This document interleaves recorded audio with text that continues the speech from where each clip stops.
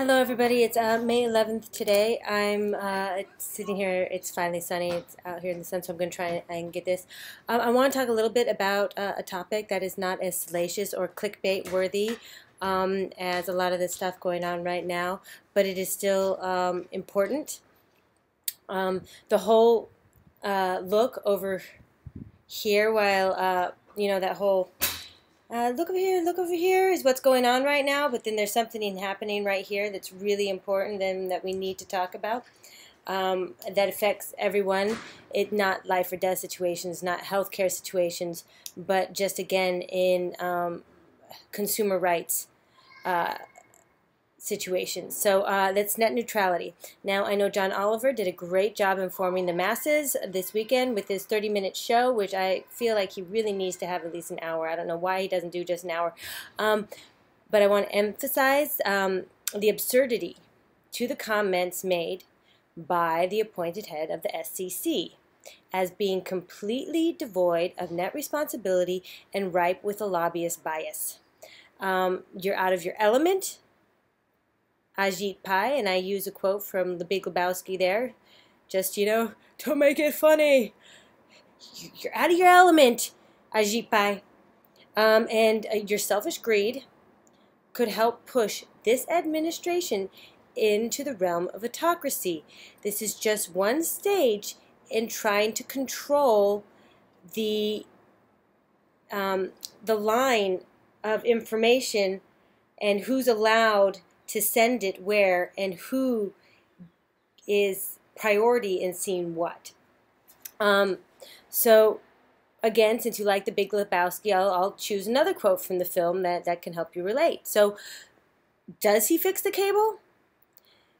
Obviously, no, he doesn't fix the cable. He lines his own piping, but it doesn't need fixing to start with. I think that's the main point. The market works based on product, not on bias. You faux intellectual and your farewell of free market gecko camouflage going, net neutrality and Title II need to be preserved, not dismantled. Again, the free market works based on product, not on bias. So having said that, I move into the most, gosh, you can't hear enough about it at this point in time. Trump did just something else bombastic and out of character for a president. So Trump and Comey firing, which happened after Yates finally got her day on the Senate floor before the Judiciary Subcommittee, where she tooled both Senator Cruz and Senator Cornyn, both from Texas. I don't know if we're going to be seeing a shift in policy in Texas coming up, especially with the new poll saying that Republicans are losing favor. These are two that are continuously sticking out as, or at least Cruz definitely is, an arrogant, bombastic, kind of pretentious fool, which he made clear in this Senate hearing when she was questioned by both of them, not regarding the purpose of why that meeting was actually held, but regarding her stance on the travel ban. So she shot back twice at their, oh, you think you're so clever mansplaining attitude, kind of, oh, I am just so upset. His little waddles like, and well, she accepted your bet, sirs, and she raised you another INA statute for which precedes the one in which you mentioned Mr. Cruz, and concurred with your argument, Cornyn, about standing by the promise that she made to that committee that you're sitting on right there that actually approved her appointee. And when asked if she would ever, if the president ever asked her to do something that she felt was unlawful and that went against the principles of the DOJ, that she would stand up and do exactly what she did. And she schooled you. She schooled both you mansplainers. So I just gotta say, go woman, go. And then moving quickly on to things that stink about the Comey incident and him being fired. Trump waited 18 days between getting factual evidence from the highest sitting judicial appointee regarding one of the highest sitting military officials susceptible to being a threat to national security. So that said, why did 45 do the opposite in this instance than what he did in that instance?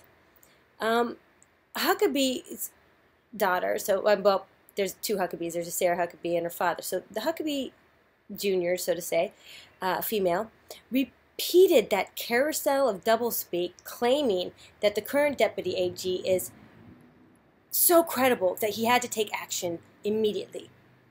Was Sally Yates not credible when she went to the White House with this information, where they had to kind of just let it drag out for 18 days?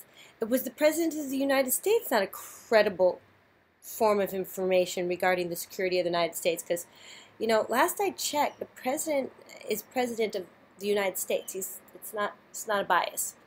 That being said, before Trump got into office, obviously. That's all just sour grapes, and it's ridiculous, this argument that she tried to make. So there were already investigations underway regarding Comey's conduct in reference to him handling the Hillary investigation and the emails and the closure there of the investigation. So what he could have done is just actually let law and order take its course and see how these internal investigations panned out, and then you would have an actual rational reason based on a conclusive evidence in order to dismiss him. Instead, you didn't. And if you did really want to have fired him like you said you did, then you should have done it in the transition. It wouldn't have looked so biased. I mean, you can't just keep him when it benefits you and then trash him when it doesn't. The intelligence community doesn't work that way, and it shouldn't work that way. Additionally, what was that about being reassured 3 times that Trump himself, that you yourself were not under investigation regarding Russian collusion? Why was Comey talking to you about that topic, or why was he discussing that topic with the President of the United States?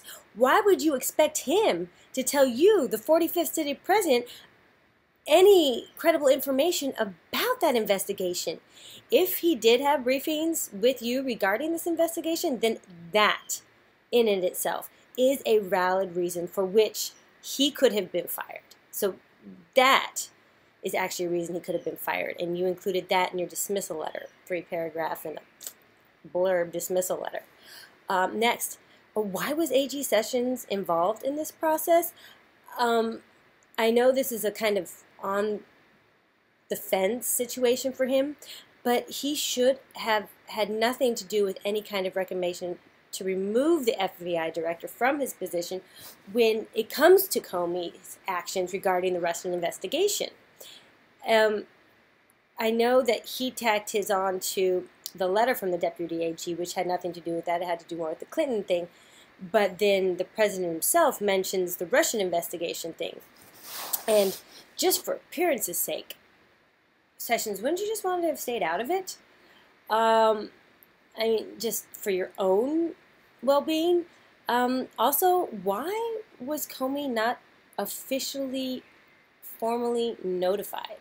I mean, hearing it from a news program just once again shows the administration's amazing level of ineptitude.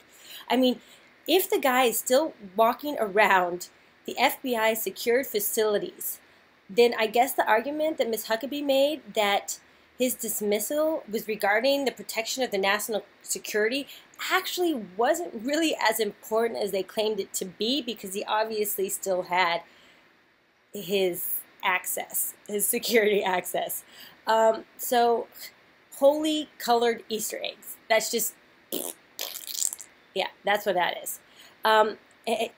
You are the president, Mr. Trump. Have the balls to tell him personally, not call every butt kisser on Capitol Hill to get that reformation that you are a big, strong man and you are doing the right thing. Yes. Oh, yes, Mr. President. Maybe I wouldn't do that, but thanks for letting me know. Have you even thought about who's going to replace him?